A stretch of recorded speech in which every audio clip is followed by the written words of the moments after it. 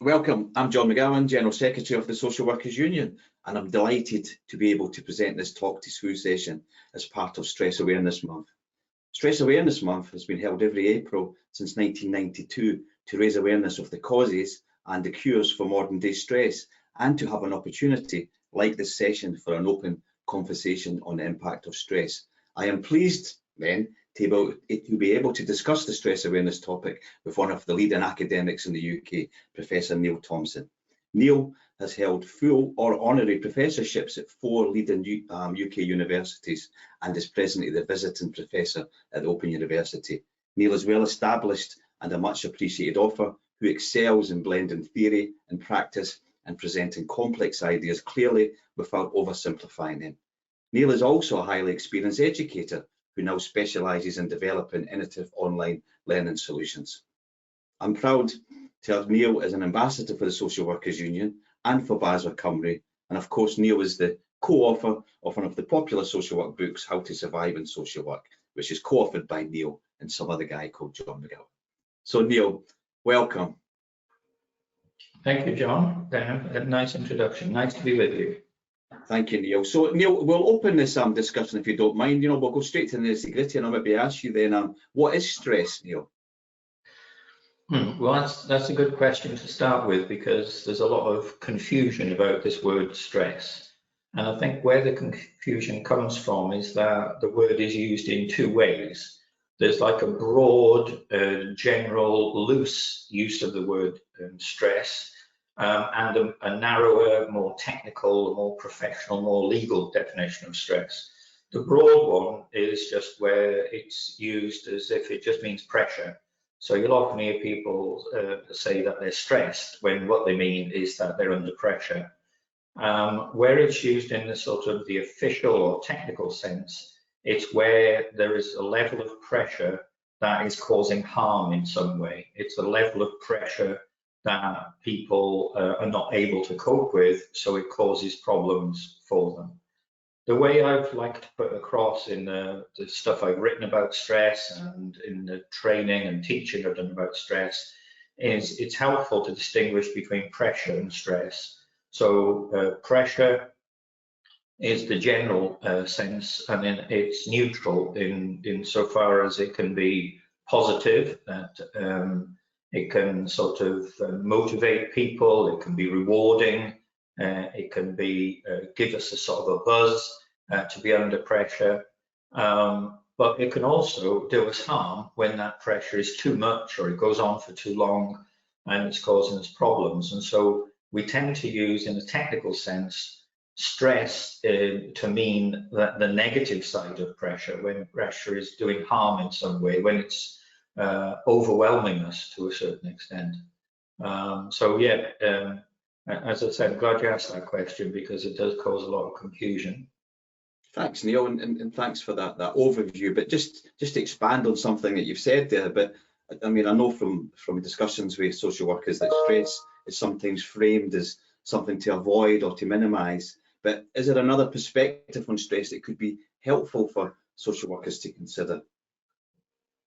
Yeah, well, I think that goes back to this distinction I like to make between pressure and stress, because pressure can be a positive thing. It doesn't have to be negative. As I say, it can motivate people. It can be rewarding to be under pressure. Life would be pretty boring, pretty unpleasant, I would say, even if we were under no pressure at all. But where we tend to use the term stress in this sort of like official, technical or legal sense is where the pressure has got to be too much or goes on for too long, and so on. So if we keep that distinction in mind, we can say, yes, that there is a positive element to pressure or stress as it's used in the sort of the broad, loose sense that people often use it in. But the sort of the official, strict, technical definition of stress is, by definition, stress is something that's harmful. It's causing problems for people. Good. Well, that's quite interesting, Neil, because you touched on then that it causes stress. But how would you clarify then that what then causes stress, if I was to explain that to the lay person. Yeah, well, there are various things that contribute to stress. There isn't a single cause. So it will be to do with the level of pressure. If the pressure is just too much, for example, if expectations are just too unrealistic, everybody has a limit to what they can do in a day, for example, how much pressure they can manage easily. So there's the amount of pressure that is an issue. Also, there can be different types of pressure. There can be the emotional pressure, for example, and some people find that relatively easy to deal with. Other people struggle with that.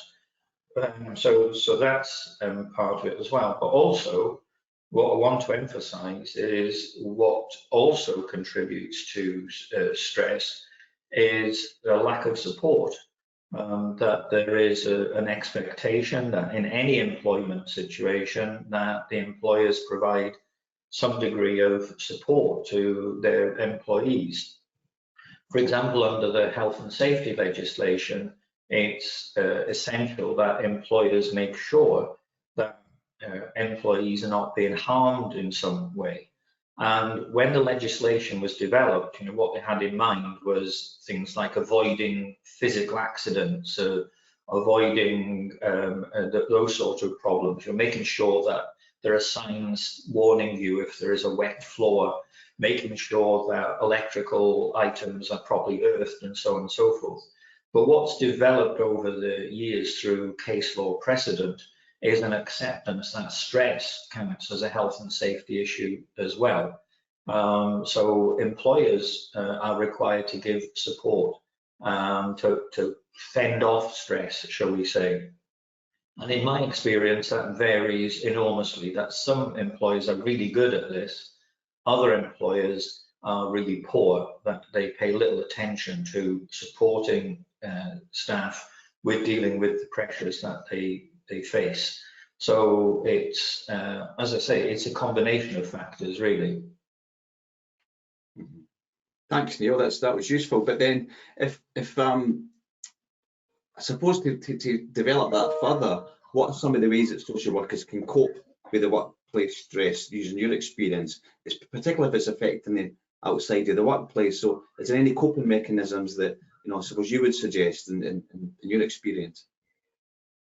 Yeah, well, there's two things I'd say. First of all, I think it's important to distinguish between passive coping and active coping. Passive coping is where you just basically try to adjust to the circumstances you're in. So let's say you're under immense pressure at work. Active coping would mean when you get a chance, going for a long walk, listening to your favorite music, having a stiff drink, whatever it may be. It's a way of relaxing, a way of unwinding, a way of dealing with the pressure. But I'm calling that passive coping because it makes no difference to the actual pressures you're under. Whereas active coping means trying to do something about the pressures that you are under. So that may be sort of prioritizing, for example. It may be deciding that certain things are just simply not going to get done, that you can't fit them in realistically. Or importantly, as I said a few minutes ago, it could be about coping by getting support, by enlisting the support of key people. So that was the first thing I want to say, is there's this important distinction between passive coping and active coping. What a lot of people do is a lot of passive coping and not much active coping, and I think that needs to be balanced out for a lot of people. But the other thing I'd say is, particularly in terms of where there is a danger that people take their workplace problems home with them, there is a technique known as compartmentalization. And what that means is being very clear about the dividing line between work issues and home issues. The worst case scenario is somebody's at work worrying about home-based issues when they can do nothing about it because they're in work. And then when they're at home, worrying about work issues when they can do nothing about it because they're at home. But the best case scenario is where you keep the two separate. So when you're at work, you focus on work issues and you sort of blank out home issues, and that can be very difficult, I recognize that, but it can make a big positive difference if you can do that. And then likewise, when you're at home, focus on home issues and have that dividing line, that compartmentalization between home issues and work issues. If you deal with them separately at different times, you're in a much stronger position to deal with them. Whereas if they sort of gang up on you, so you've got both lots of pressures to deal with when you're at work and at home, that can then be overwhelming. So trying to keep them separate can be useful. That alongside looking for active coping as well as passive coping, and as I keep saying, getting support, all that can make a real difference. Thanks, Neil. And I suppose we often hear about in our discussions with social workers being affected by stress, but also leading to burnout as well is another factor. But is there a difference, or how would you quantify the difference between stress and sort of burnout? Yeah, well, that's another interesting and important issue as well. That burnout is, in a sense, the consequence of stress, but it's, in a sense, it's a way of trying to cope with stress. Because what happens when you're burnt out is you become sort of emotionally numb, in a sense.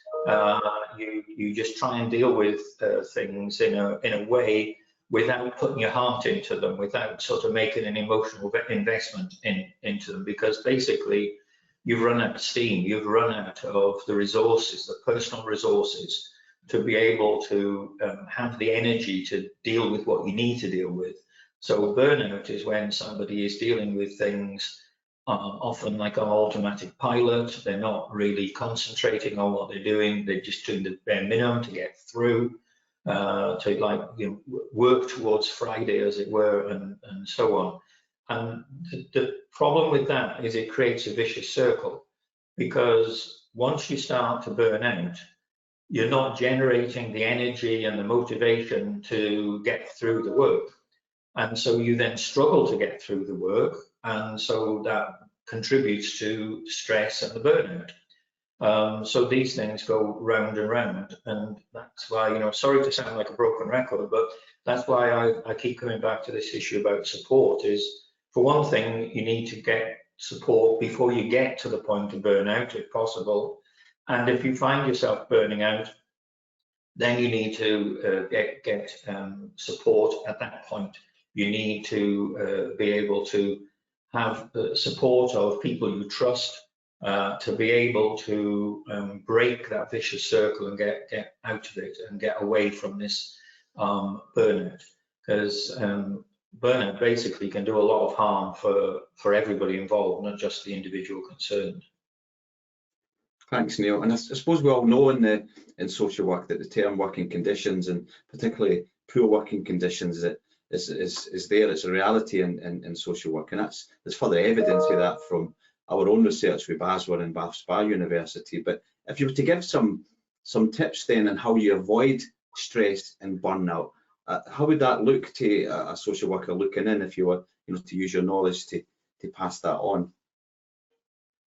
Yeah, I suppose what I want to begin with in terms of those issues is to be clear about what is realistic. There is only so much work that a person can do in a day, a week, a month, or whatever. If you try to do the impossible, you just make a bad situation worse. So a term that I've used a lot in my writing and my teaching and training about these issues is the importance of strategizing.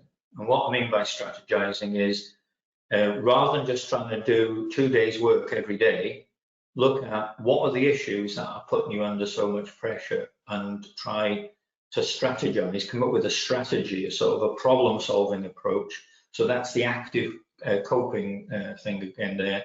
Look at where are these pressures coming from? What can I do about them? Who can help me? Where can I get support?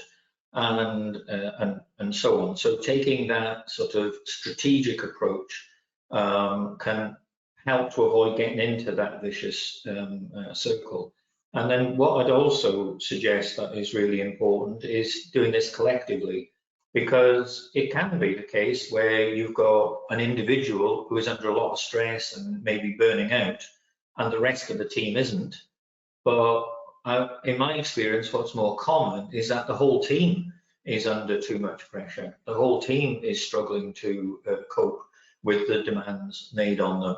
And then what can happen is that people sort of splinter off and focus on their own issues, their own concerns, rather than supporting one another. So I think it's really important that people think about, is this to do with me and my circumstances, or is it something that's affecting the whole team? And if it's the whole team, then it needs to be dealt with by the whole team. You know, that people need to come together and support one another. And a key factor in terms of stress is the issue of control, in the sense that the more control we have, the less stressed we're likely to be. And likewise, the other way around. If we feel we're in a situation where we've got little or no control, then that puts us under a lot of pressure that can prove to be stressful.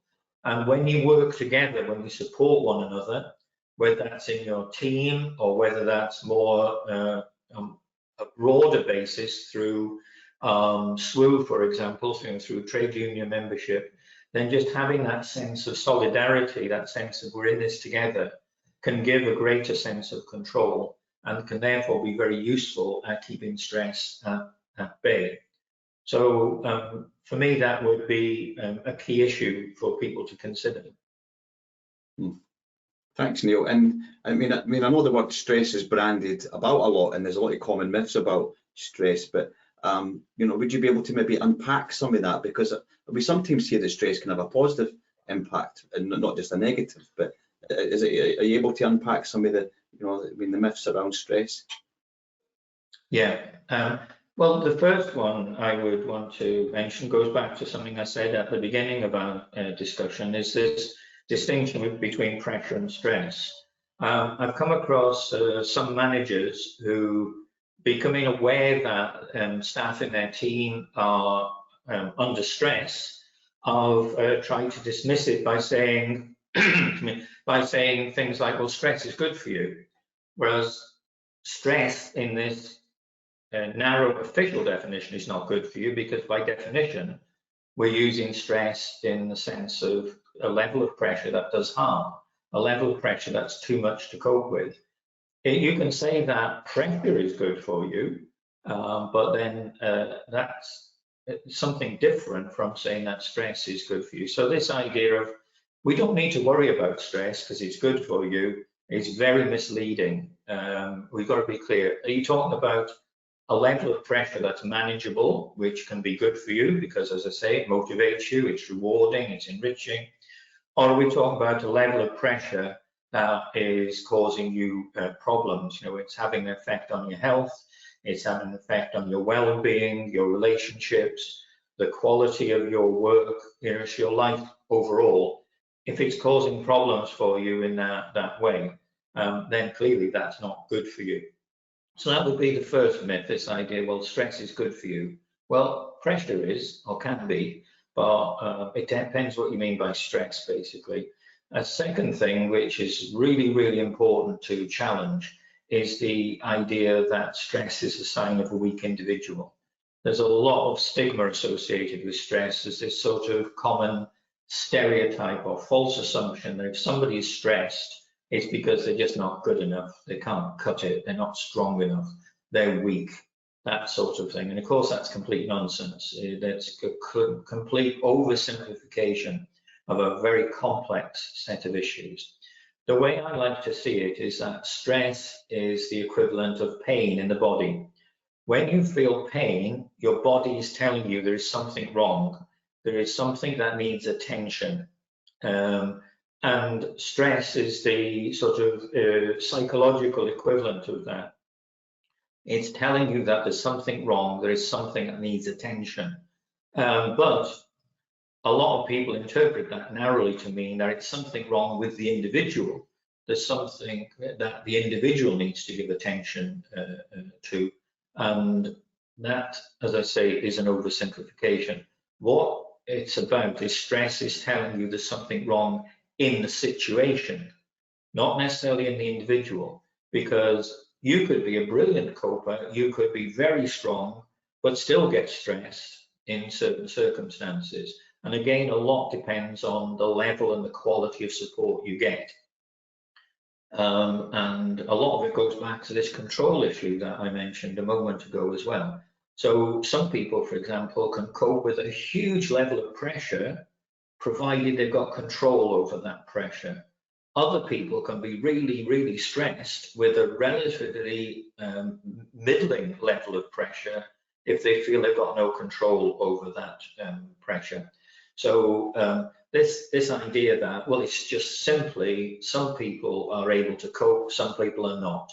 And the people who aren't able to cope are, weak or inadequate in some way. That creates another vicious circle, because what it means is when people need support, a lot of people will be reluctant to ask for that support because they think it reflects badly on them. That it's like admitting you can't cut it, you're not capable, by saying I need support to fend off stress. So that would be a second myth, this idea that it's a sign of a weak individual.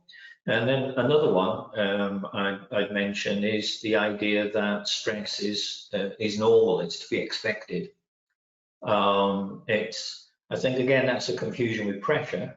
That pressure is normal, pressure is to be expected. If you're in employment of any kind, then you're getting paid to deal with pressure. If there was no pressure, nobody would want to pay you. Pressure is normal, but where that level of pressure is harming people, then clearly that's not normal, that's not to be expected. It's telling you there is something wrong. And that's why, or part of the reason why I think it's important to distinguish between pressure and stress, because I've lost count of the number of conversations I've had with people over the years where they say things like, well, my job is very stressful. And then when I sort of tease out from what they mean by that, what they're telling me is it's a lot of pressure, but they're coping admirably with that pressure. It's not harming them in any way. In fact, they seem to be enjoying it and are sort of flourishing because of the pressure.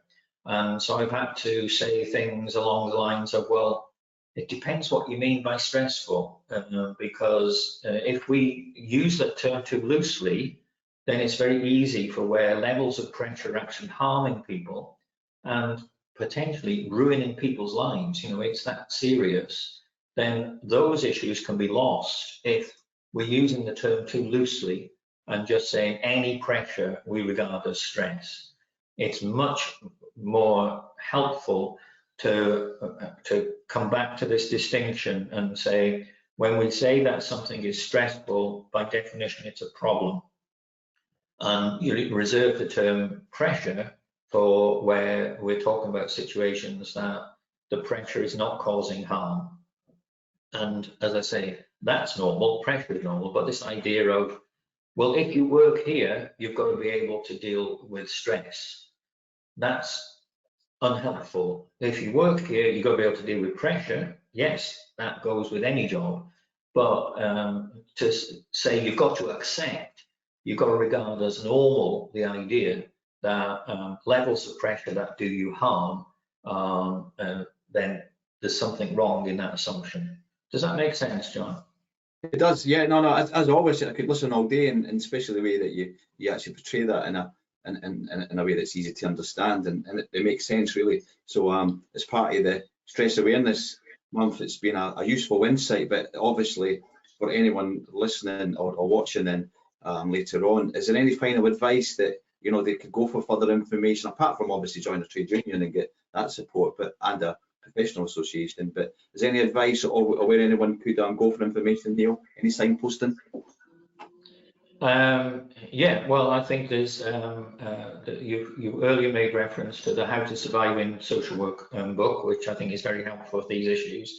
I've also written a book called the Managing Stress Practice Manual, which not only talks about the issues in broad terms, but gives useful strategies as well. So there is stuff there that people can read, but the other advice I'd give people basically is to strategize. As I say, aim more for active coping. If you are struggling with the level of pressure you're under, then think in problem solving terms. You know, what can be done about this so you avoid those vicious circles? And then the other thing I mentioned, and this will come as no surprise because I've emphasized this throughout this conversation, is use support. Move away from this idea that it's a sign of a weak individual, and recognize that it's a sign not that there's something wrong with you, but there's a sign that there's something wrong with the situation you're in. So the more you can pull together and support one another in dealing with the issues, the stronger a position you'll be in. So yeah, that would basically be my advice. Thanks, Neil. A pleasure as always, and this has been a SWU Talk to SWU session as part of Stress Awareness Month. So thank you, Neil, and hopefully you've all enjoyed that.